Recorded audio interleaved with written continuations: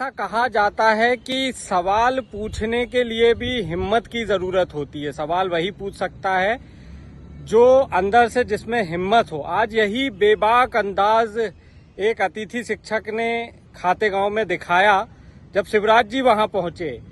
वो अतिथि शिक्षक कौन है हमें उसका नाम तो नहीं पता पड़ पाया, लेकिन जिस बेबाक अंदाज से उसने अपनी बात रखी, एक बार आपको ये जरूर सुनना चाहिए। मैं अपनी बात आगे रखूंगा, उससे पहले फटाफट आप एक बार ये वीडियो देखें और जिस अतिथि ने ये जिस तरीके से ये सवाल पूछा है डायरेक्ट बिल्कुल कि आप तो हमें आज ही बताएं कि क्या आप महापंचायत की घोषणा पूरी करवा पाएंगे। इसके बाद शिवराज जी का क्या जवाब रहा, आप पहले ये वीडियो देखें।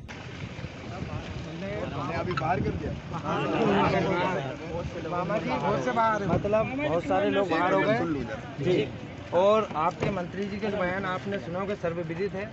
ऐसा हमारे लिए बहुत आघात पहुंचाई है। आपके द्वारा घोषणा बहुत उम्मीद थी और ये मैं अपनी घोषणा पूरी करने अभी भी उम्मीद है आपसे कहूँगा, मैं बात करता हूँ। हम आपसे ही आसान लास्ट क्वेश्चन रहेगा और वो अगर पूरा कर सकते हो तो आप आज हमें हाँ या जवाब जो भी आपको लगे सर, या तो हमारे छत्तीसगढ़ तरह आदेश करवा दीजिए पद स्थायित्व, तो हम आपके आभारी रहेंगे। आपके मंत्री जी ऐसा जवाब देते हैं, मनोबल टूट गया है आपका। मैं बात करता हूँ, है ना सर, आपसे ही आशा है सर, आप ही उम्मीद करता हूँ मैं बात। सुना आपने किस बेबाक अंदाज से अतिथि शिक्षक ने जो है पूर्व मुख्यमंत्री और वर्तमान कृषि मंत्री शिवराज सिंह चौहान से पूछा कि आप बताइए कि आखिर आप ये महापंचायत की जो घोषणा हुई थी इस पे आप क्या करने वाले हैं।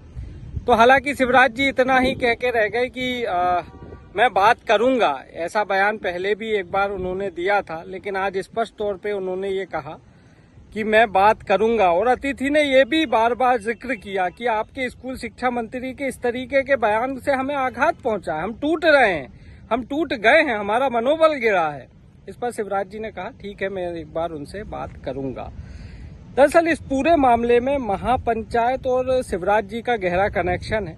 2 सितंबर 2023 को बतौर मुख्यमंत्री रहते हुए शिवराज जी ने ही पहली बार अतिथि शिक्षकों के लिए महापंचायत बुलाई थी और उसमें बहुत सारे वादे किए थे। एक वादा पूरा भी हुआ मानदेय का, लेकिन और जो भविष्य सुरक्षित करने को लेकर जो वादे थे वो वादे ही रहे, कोरी घोषणाएं भर रहे, उन पे काम नहीं हो सका।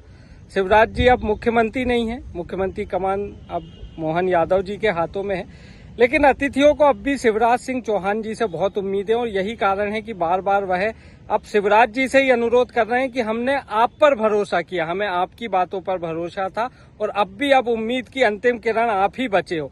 इस पर शिवराज जी भी बहुत ही विनम्र होकर यही कह रहे हैं कि नहीं नहीं, आपकी बात ठीक है, मैंने जो घोषणाएं की थी मैं पूरी करवाऊंगा और मैं इसको लेकर बात करूंगा। इससे कहीं ना कहीं अतिथियों के बीच एक उम्मीद की किरण यहाँ पर जगती हुई दिखाई दे रही है।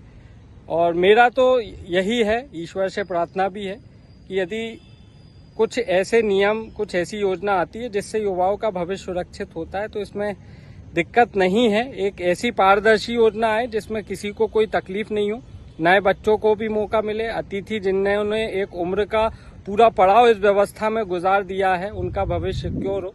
क्योंकि 50-55 साल की उम्र में यदि कोई बेरोजगार होता है तो फिर उसे नौकरी मिलने में बहुत दिक्कत होती है। तो मुझे ये लगता है कि यदि घोषणाएं हुई हैं कुछ सोच समझ के उस समय की गई होगी महापंचायत में, एक बार सरकार गंभीरता से विचार करे और एक ऐसी नीति लाए जिसमें सभी का भला हो, सभी खुश रहें। और निश्चित तौर पर ऐसी जो बातें शिवराज जी जिस सहज भाव में कहते हैं, इससे कहीं ना कहीं अतिथियों में उम्मीद तो जगती है। जब सब तरफ अतिथियों के लिए नकारात्मक चल रहा है, जब उनसे कहा जाता है आप महापंचायत की घोषणाओं को भूल जाओ, जब उनसे कहा जाता है कि अतिथि हो तो क्या घर पे कब्जा कर लोगे, जब इस तरीके के ऑर्डर निकलते कि भैया नियमितीकरण का सपना चूर चूर हो गया है, ऐसे में शिवराज जी का ये कहना कि मैं बात करूंगा, निश्चित तौर पर एक कड़ी धूप में थोड़ी ही सही, हल्की सी सही, लेकिन छांव की तरह ये सब दिखाई देता है। और मुझे लगता है सरकार को इस मुद्दे पर एक बार गंभीरता से सोचना चाहिए। और अतिथि भाइयों, यदि अब तक आपने हमारा YouTube चैनल सब्सक्राइब नहीं किया है तो एक बार फिर अनुरोध, इसको फटाफट सब्सक्राइब करें, अपने अतिथि साथियों को ये वीडियो शेयर करें ताकि आपसे जुड़े हुए ऐसे ही कंटेंट तेजी से आप तक पहुंचते रहे।